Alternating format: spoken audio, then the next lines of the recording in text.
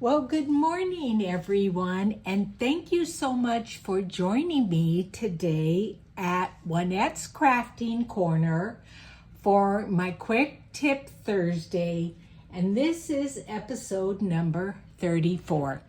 Well, you guys, I have gone down a rabbit hole, and I'll tell you why.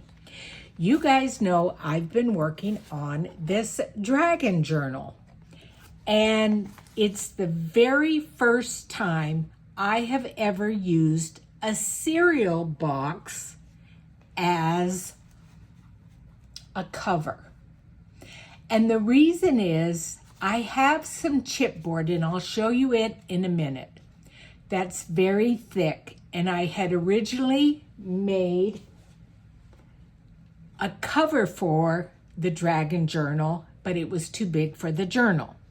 So because I had such a difficult time cutting that, and it's 80-point chipboard, because I had such a hard time cutting that, I thought, well, I'm going to use a cereal box like I've seen other YouTubers use.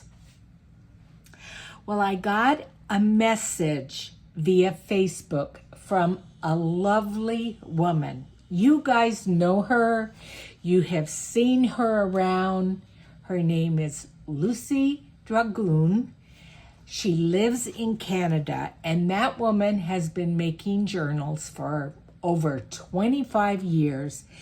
And she's so knowledgeable that sometimes I'll be on a live channel with, somebody selling something or what have you, and Lucy will be there, and there will be a question that will come up, and who can answer it but Lucy? So anyway, she Facebooked messaged me, and she was in no way being critical, not one bit, but she did advise me on using cereal boxes as a cover for your journals. And the reason is, she says, over time, they are not as strong, and she has found they don't work as well. And you know what? As I was working on this cover, I thought the exact same thing.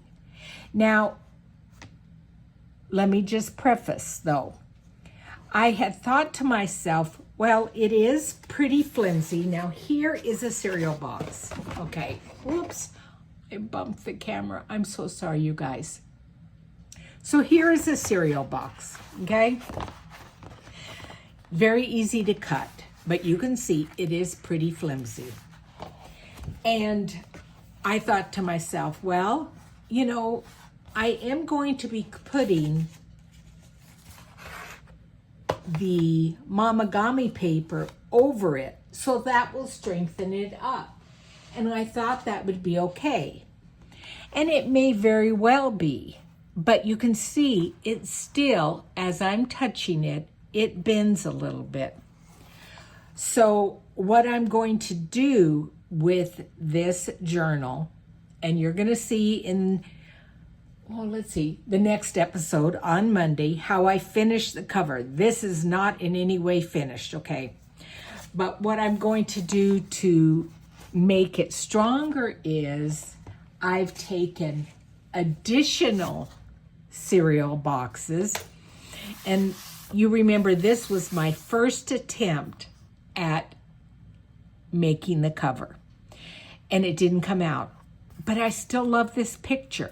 So I have covered another piece of the cereal box with the image I like, and I am going to glue it right to the edge here.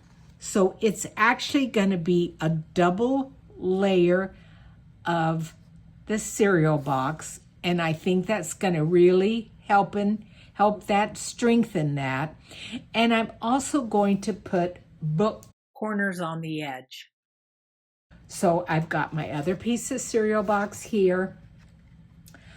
I'm going to add it here. I don't know what image yet.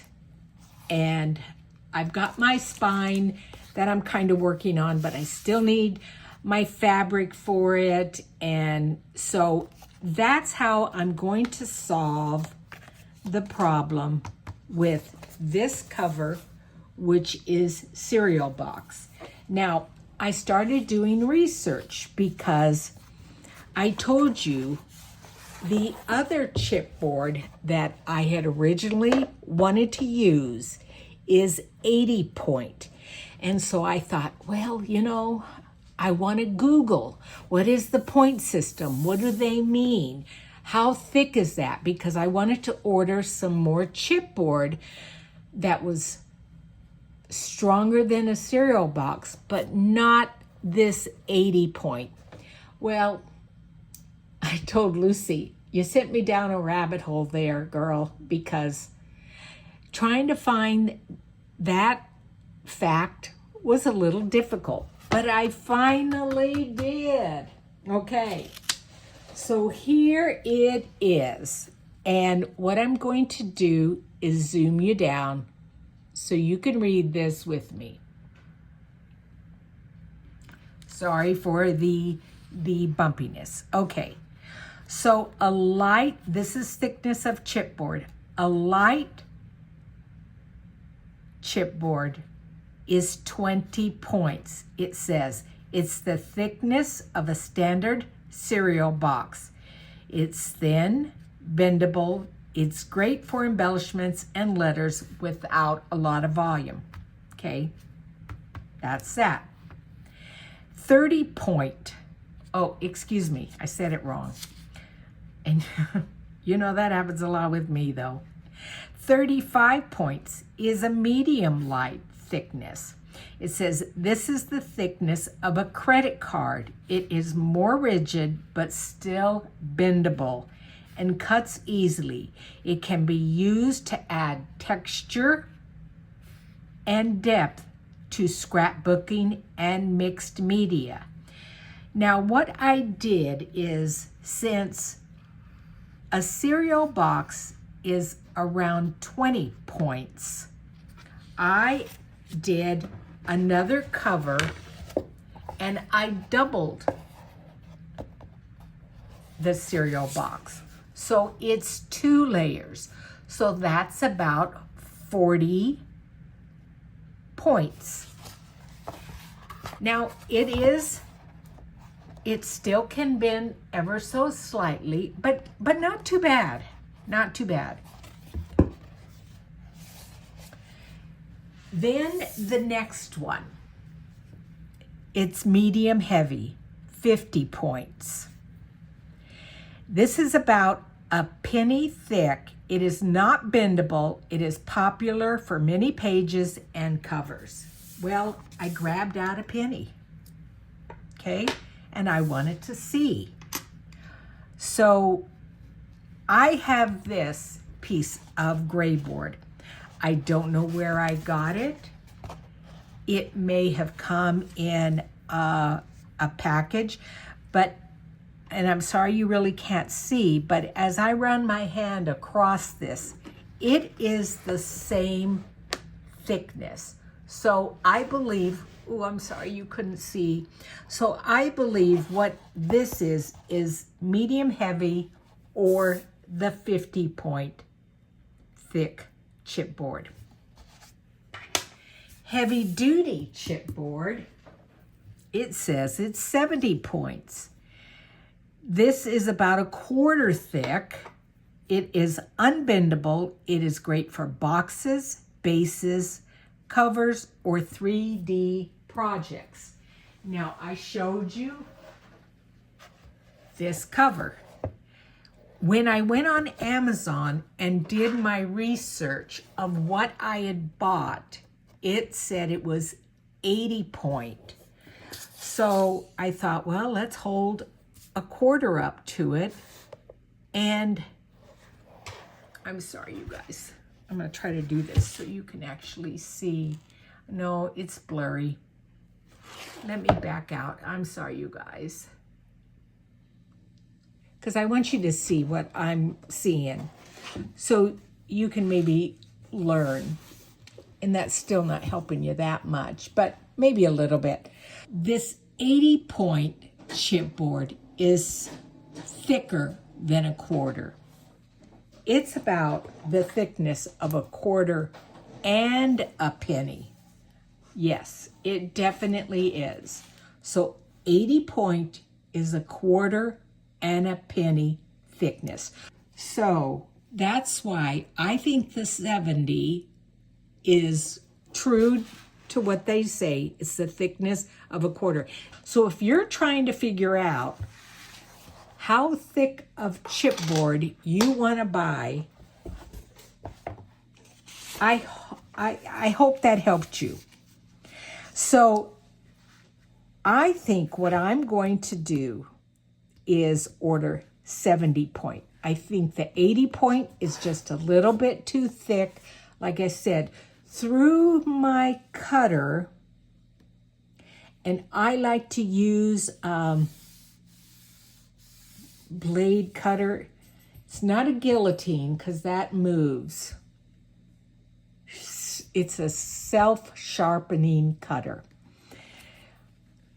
This was too thick. You could use a craft knife, but sometimes what I have found is the craft knife will move on you, okay? So you've got something and you're trying to cut it and it moves. And I have a rotary cutter that I use for fabric, but I don't want to ruin the blade for that.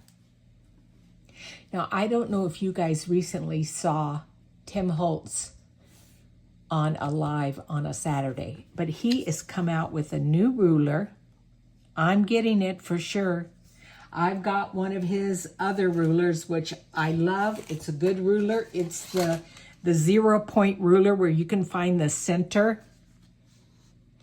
But he's come out with a new ruler, and I'm ordering it as soon as your crafting source has it.